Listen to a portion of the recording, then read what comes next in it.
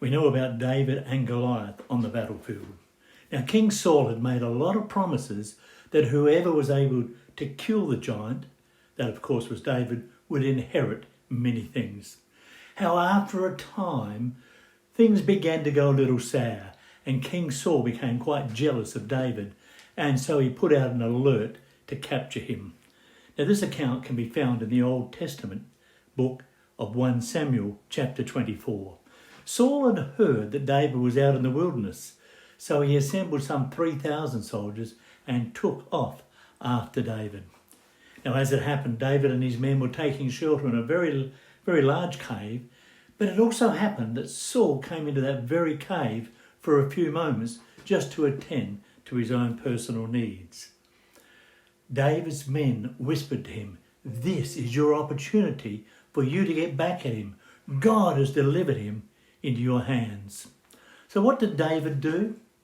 He crept up towards Saul and he cut off a corner of the robe that Saul had while he was busy. And then he returned into the very depths of that cave where his men were hiding. Now, Saul indeed was in the cave on his own, and David could easily have captured or even killed him. But he recognised and respected that King Saul had been ordained by God himself. Now, there are many caves in that area, and Saul could have gone into any one of them. But he went into the cave where David and his men were hiding. Rather amazing, isn't it? In fact, it seems that there was no coincidence here, but that it was arranged by God to test and to train David. David's men thought, and we would probably be the same, that God had delivered the enemy into his hands. And yet David carried upon his shoulders that prophetic word that you will inherit the throne of Israel.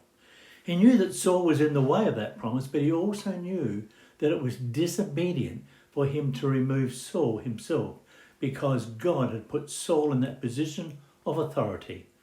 And so it was God's job to take care of Saul, not David's.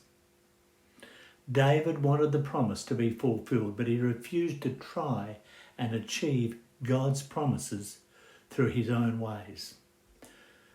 What would you have done if you were David?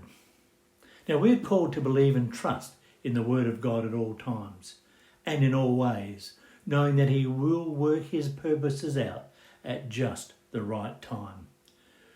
We may or may not be happy about it, and indeed there may be times when we feel as though we have to help God along, as it were, a little. But I say today, trust him and watch out as the plan for your life unfolds. How do we know God's plan for our lives? Ask him. Pray. Seek his will for your life. And if you remain faithful, God will remain faithful. It's a great message. Have a wonderful week.